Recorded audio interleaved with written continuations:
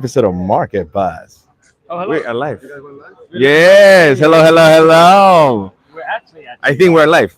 I believe. we believe I we're believe. alive. At this point, I have no idea. Hey, You know, I gotta rotate. I gotta rotate the device. God dang it. Meeting's running away just as we're going live. Welcome to another episode. We're here in beautiful Cyprus. I think I'm streaming properly. I'm with these two guys, Oh, another two popular investors, Harris. And remind me of your name. I'm Ed. Ed White. Yes, Ed White and Harris Harry White. White, two brothers who Yes. trade online. Two of three brothers who trade online. Good, good, good. Okay, let me fix this first because I think we are fucking disappointed, guys. Because the thing is, so I might need a cup. Oh, you know what? Give me 1 second.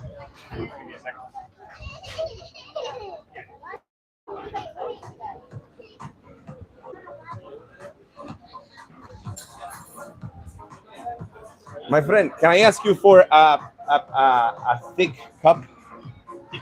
Yes, like a glass one, something that can fit this.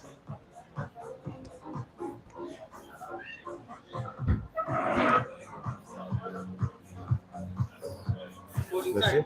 Have a look. Beautiful. Perfect. Thank you.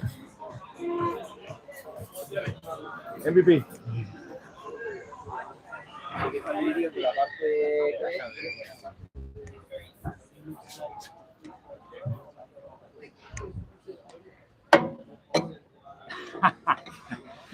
How the fuck this fit just a second ago? I think so. Didn't it You just want to fit? be? I think the landscape. No, the problem is we Or can't just because it lock. just Take device We back. like prop it up in. fuck that entered just now. They That, take like, the right up. How's that? How's that? How's that? Or maybe that one. Hey. Oh. Give me. There we go. There we go. There we go. Okay. That's it. So we are live. Okay, we need to go Okay, closer. We're gonna cram it. We need to go closer. Come in close. So So. Oh yeah. We'll move it further away. that's a clever idea. Nice. How's that? So we are here in Cyprus. We have two people watching, which is fantastic. Welcome Wow. to another episode of Market Bus.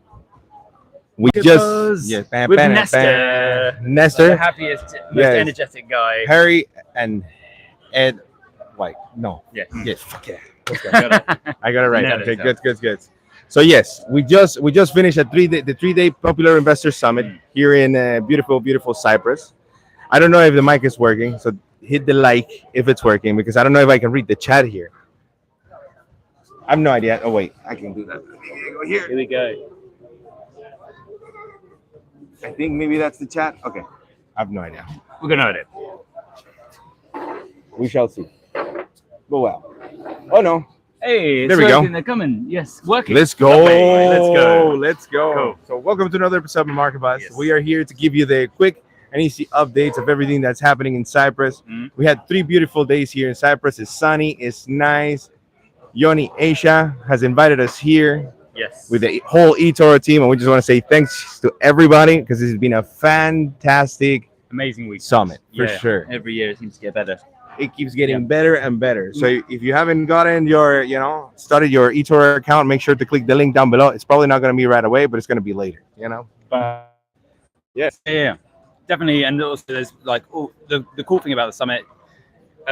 Bit of a rundown on what we do, what happens here. Day one, it's mostly networking, isn't it? Day two Correct. is like more them sort of talking. You're learning from different investors and stuff. And they like teach that. a lot. They teach Yeah. a lot of stuff, right? So they have, we did quant trading, we did fundamental analysis, a little bit for popular investors to get better and better. Absolutely. Interestingly, this year we had the Shark Tank one though as well. That was new. Yeah, that was a good one. I want to So see if it's- they actually posted. How you doing? Yes. Do you want We're to just live on YouTube at the minute.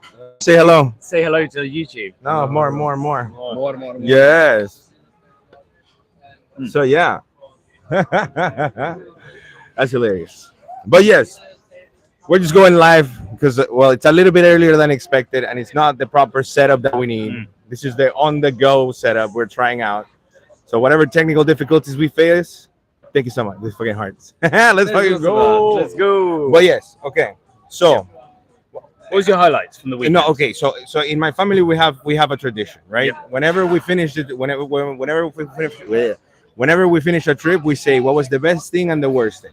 Yep. So I'm gonna start. Ed.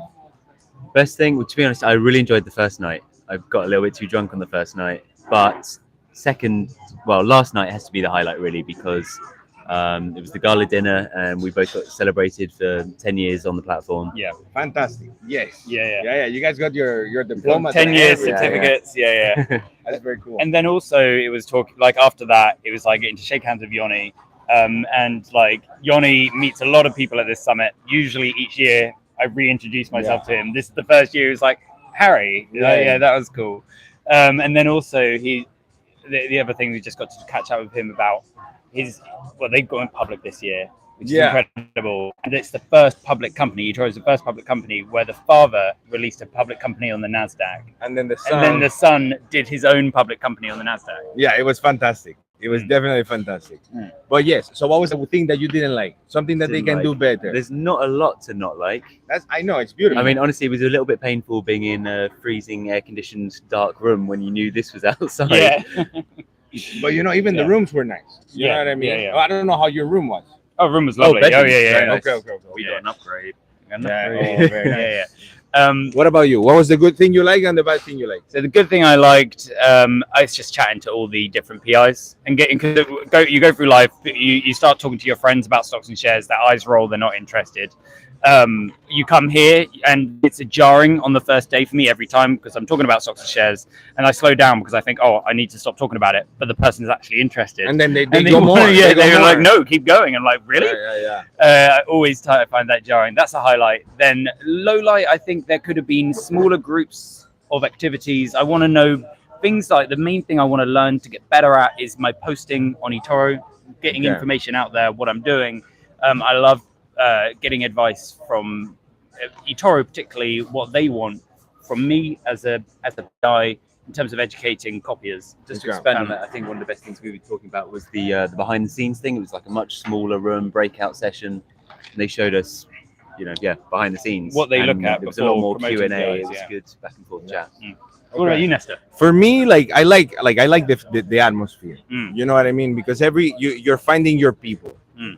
Like you say, you're finding people that are willing to talk about investing or willing to talk about social media, how to improve, how to get better, and you don't get bored. You know what I mean? Like you're not boring people, you're not upsetting people, because every time I start talking to my mom about this, and my mom is like, I don't care. You know what I mean? Like I don't care. Like it's great. Good for you. To the moon. You know. So that's the beauty. Now the bad thing is I wish it was a little bit longer than expected, just because we could see, I feel that there's so much more to get out of this. It felt like you could have easily had another day. Just like a little bit of an extra day, maybe bring in like you say, maybe a little bit breakout sessions where we can hang out, use the facilities of the pool, the different areas. Yeah, and just have slightly different conversations. Correct. Yeah, correct. And actually, the ability to really look into each other's portfolios. I mean, this year we had the tags with the QR codes, so that was pretty handy to be able to quickly bring up. But to have sessions where we really deep dive into portfolios. Timothy's just walking. You have to appear. Appear quickly. Say hello. Come in. Say hello, and then that's it. Timothy is having an interview, so he cannot be here. My advice would be bada boom, bada bam, you're rich. Whoa, good advice. Good. So yes, I've been the only one paying attention to markets fully. And just because I don't think I even went to the dinner. I stepped away from the dinner. No way. Yeah. I stepped away to the dinner to listen to the Fed. So now we're gonna go into the proper episode. We're gonna talk a little bit about markets, and I want to get your thoughts on what you're seeing. But the stock market, right? Well, I think the Fed had a dovish statement. Markets found some strength, and then all of a sudden we saw a decline. So that was in a wrap. We had Microsoft earnings. We have Meta earnings, and we had Google earnings. Google out of the water. I think it's up 8% on the day. This guy literally, we got a video recording, we've not uploaded it yet. Literally yesterday was Google again, by Google, 7% up since he said that. It's fantastic. Yeah. I think they're gonna win. Now, I think Meta is still a buying opportunity at the levels that we're currently seeing, and I think it's probably gonna be a good one. I saw a little bit of Meta actually recently. Okay. Yeah. No, the thing is just like you're right now we're range bound because it's like they're still spending on capex. People are still worried.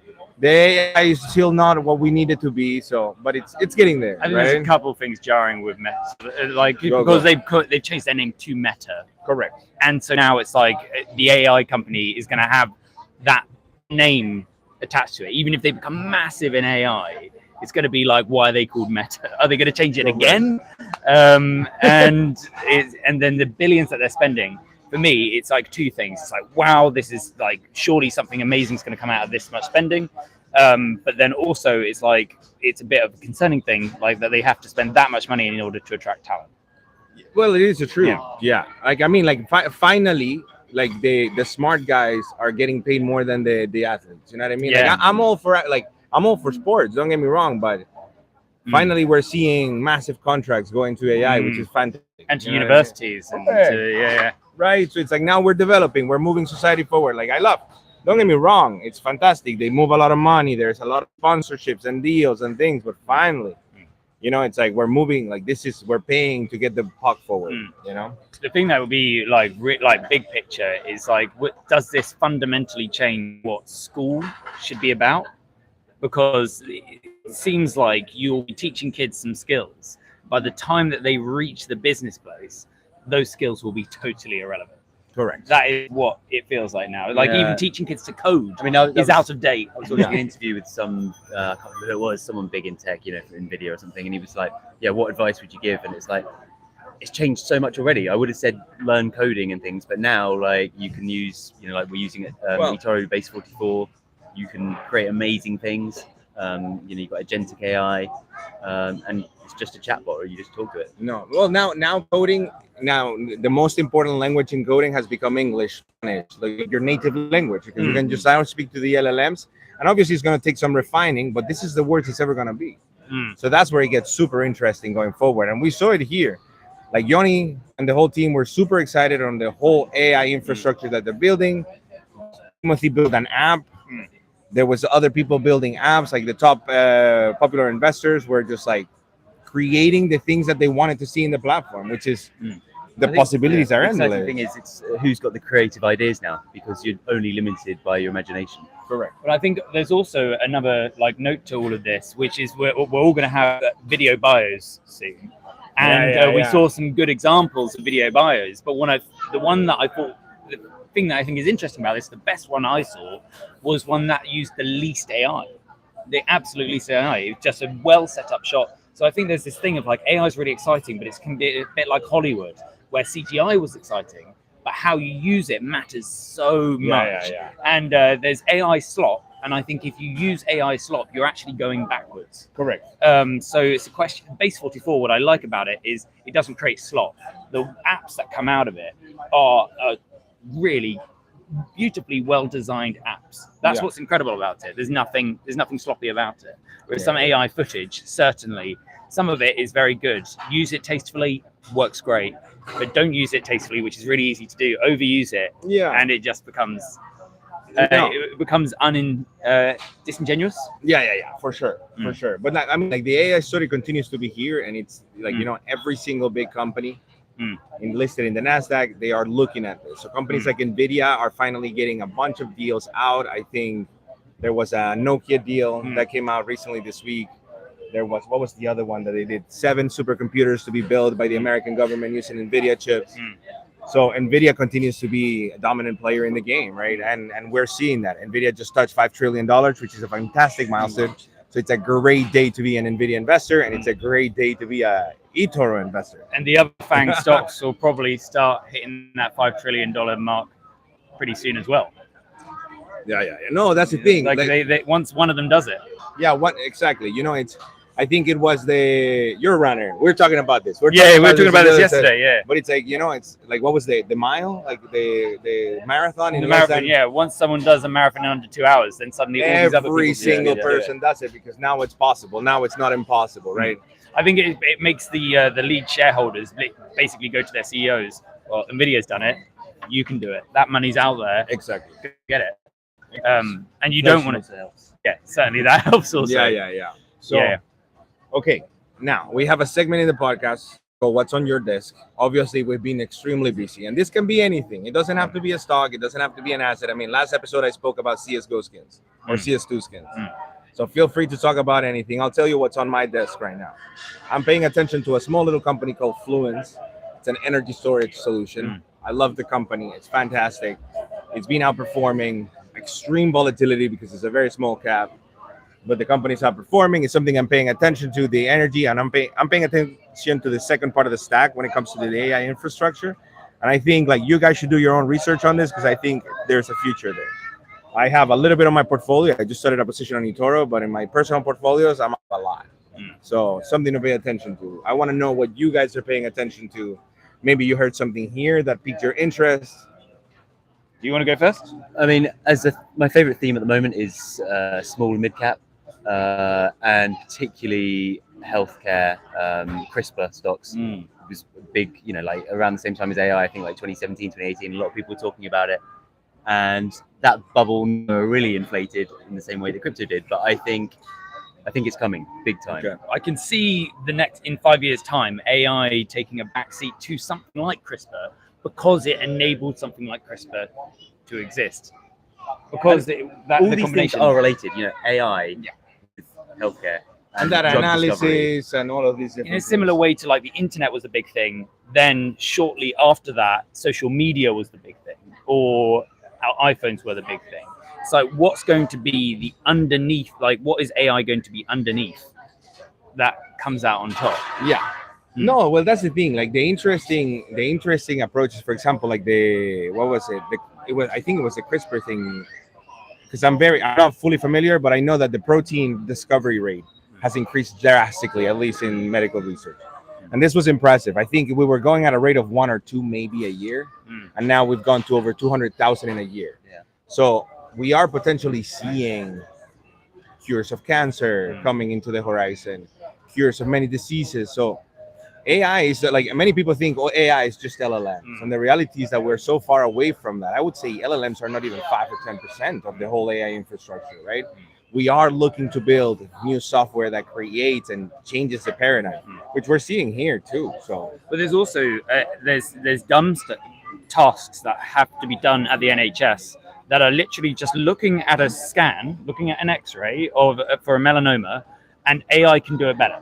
Like, and of course it can, right? Yeah. But to the point where you might as well take your breast X-ray and put it into ChatGPT just for a referral, just to be sure. Because even ChatGPT, but this ChatGPT isn't specially trained to this task, and it's the rate of like accuracy that you can get through training an AI to do just one task like that. I mean, and getting an instant. Do you guys bit of know feedback. the blockchain backer? No, I don't know. Oh, he's a big YouTuber, especially in the XRP community.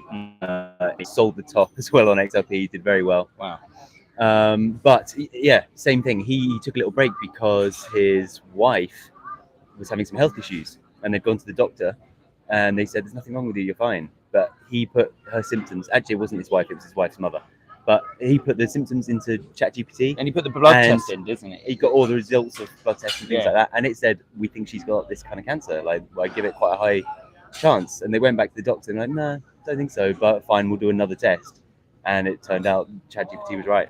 Yeah. It analyzed. I remember that it analyzed her blood test, and it said you've got a high level of this, consistent with this type of cancer. It's crazy. And that sort of stuff. I think that's one of the things where it's going to be revolutionary. okay. On my desk. Oh, I want to know what's on your desk because yours is like it's Yeah. AI and medicine. I would say. Yeah. If I'm in the right track. Yeah, right? yeah. Okay. And quantum. Any And quantum computers. any particular company that again, this is not financial advice. Do your own research. This is up to you. So I like Recursion Therapeutics, Okay. RXRX ticker. okay, make sure to put it in the watch list. I'll make sure to put it in the watch list because every single time. And Okay. Tempest. That was what was the Senate lady? She bought some, no? Probably. Nancy Pelosi. Yeah. Nancy Pelosi, I think she put it in her portfolios and it just pumped like crazy.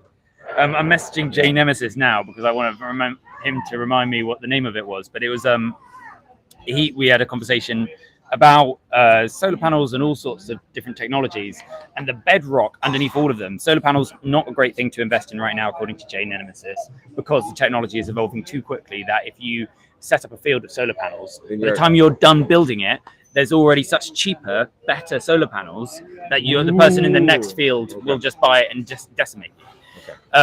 But what I do believe, what I thought was really interesting, was cable companies providing cabling, semiconductors, and stuff like that for solar panels, because they are used regardless, right? Whether they use the old one or the new one. And cable companies that are just producing boring cables for all of this stuff have like 11-year backlogs in terms of orders. Okay. Like, because they are just so in demand. They pick yeah. such a boring aspect of all of this, but it's the bit that's not changing. No one's up, like, there is so little that you can do to upgrade the cable.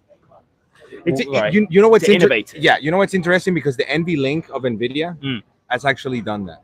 Right. Yeah. It has done that, and like, and it was funny because whenever he announced it, he was like, "Oh, we're now making millions of these cables," and it's just like billions of dollars worth of revenue. Yeah. Just done that. It was fantastic. It was great. So I like that, because that's what that fits into my style of investing, which is like, where's the bet that wins no matter what happens.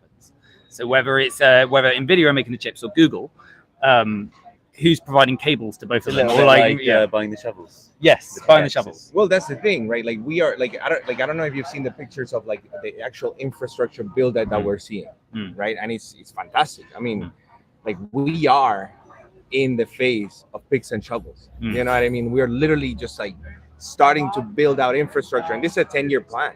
I think the Meta and Microsoft and Google, they all announced increases in capex. It wasn't like as high as before, but we're still seeing increases in the capital expenditure. So we're still in the AI revolution. Like, it's still a time to buy, I believe. Right now, the question will be, when will this stop? You know, many people are very scared, and this is the third part of the episode when we start going into the rumor side.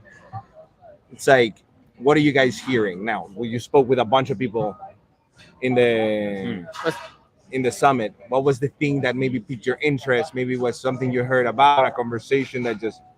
I mean, a lot of people are bullish, and that does scare me a bit. I'm a bit of a contrarian investor. But did you see when they asked the bullish and bearish, and like, it was like not a lot. I would say like 30% of the people put up their hand and they were bullish. The rest of the people, 2026, are bearish. You reckon? Yeah, like, that was the hand up. Oh, for 2026. For 2026, yeah. For the rest of the year, I'm extremely bullish. Yeah. For 2026, I'm extremely bullish too, because I mean, we're going into At least for cutting the cycle. first quarter, half maybe. Right. The thing is, just like, the further you get, the harder it is, right? But I'll let you continue. I think that was it, really. Okay, so you're thinking right now that potentially it's like it's a bearish scenario. I mean, going. I think we're bullish. I just think there will be a correction. Okay. I don't think we're in a bubble, but I think there's going to be quite a big correction, or at least sideways ranging for quite a long time, more than people expect. I think people will get bored of the market not going up enough.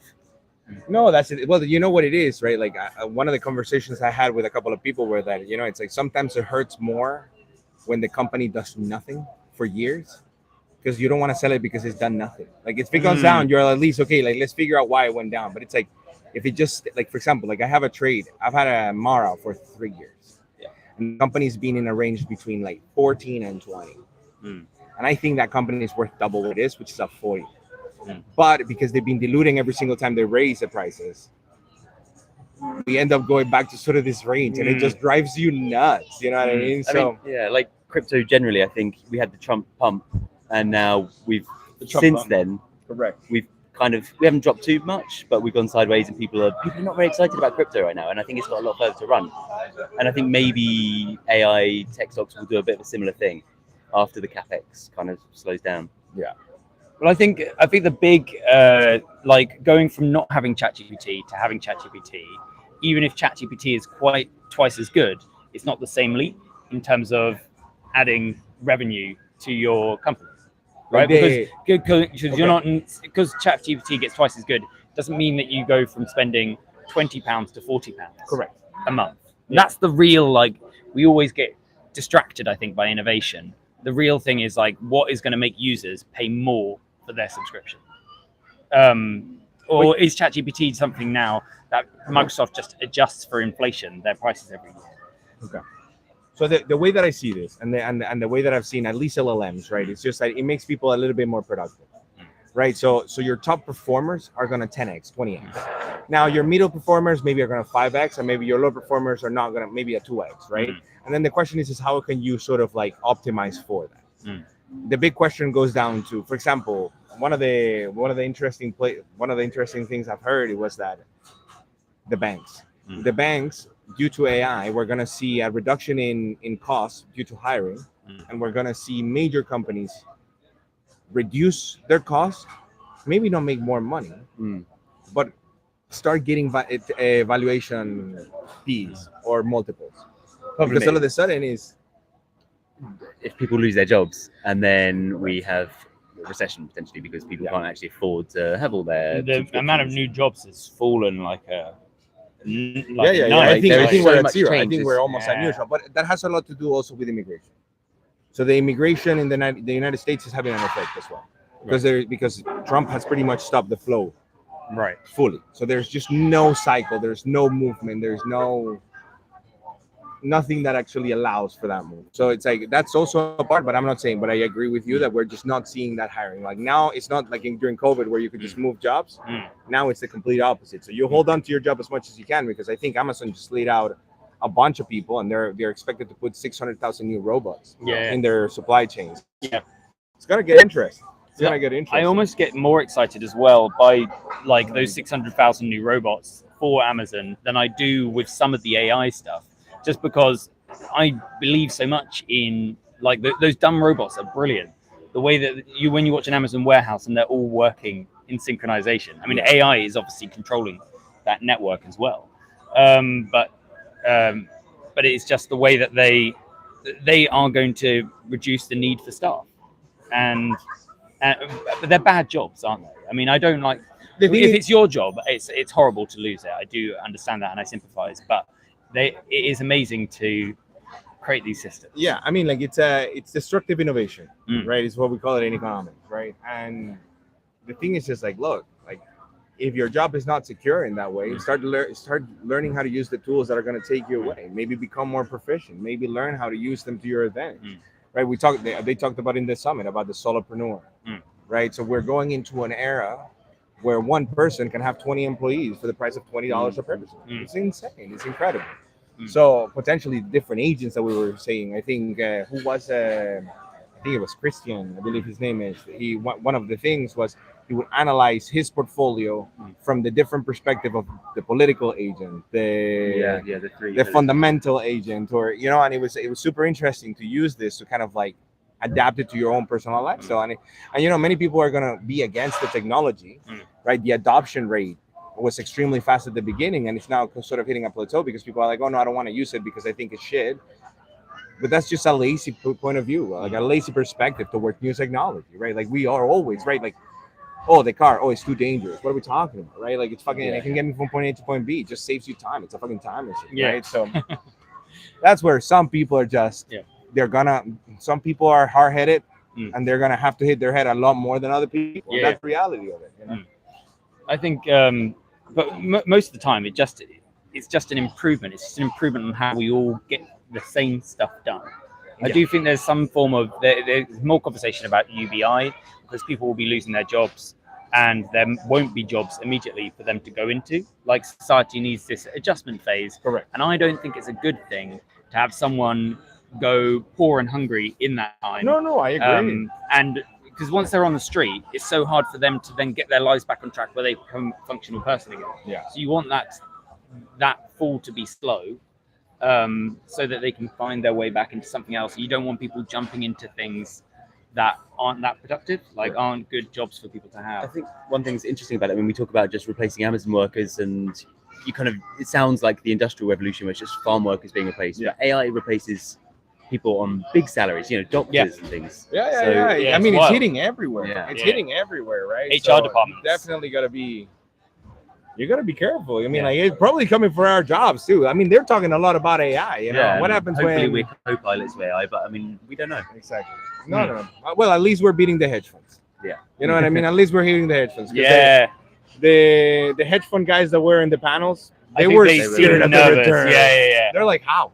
You know, How it's are you one doing thing this? to have 30% gains for a year or two in a good market and leverage or whatever, but a lot of people here are doing it for 10 years or close And to the 10 years. fees that they charge, like, because they charge fees for transactions, and then also they charge like fees for winning. Like if you and you, lots of people don't realize that's the reason we all recommend the S&P 500 as a part of your portfolio, is just because the fees on it are so low. Correct. It's not actually that it performs that well. We almost everyone here outperforms the S&P 500, and we also do it at no fees.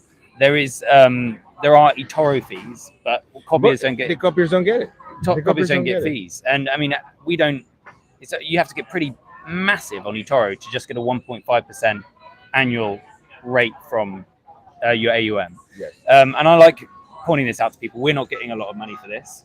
I mean, because I want people to know that, like, I think a lot of people think, because it's easy to think that we are. Yeah, people think if I'm copying you, like, what management fee am I paying? It's like, it's important to understand that you're not. It's eToro You're getting giving it us cheap. their profits because they want us. They want our knowledge and our alpha. eToro make money by having a huge amount of AUM on the platform. So they give that AUM to us because we are retaining people on the platform.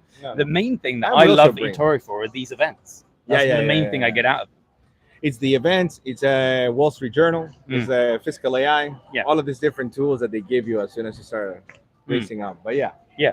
Anything else you guys want to touch in? It's 30 minutes. I think we've touched on a bunch of I think we've those. done a really good job. Yeah. Cool. The questions we're not going to answer this time around because it's the first time we're doing. I think this is a short live show. Yeah.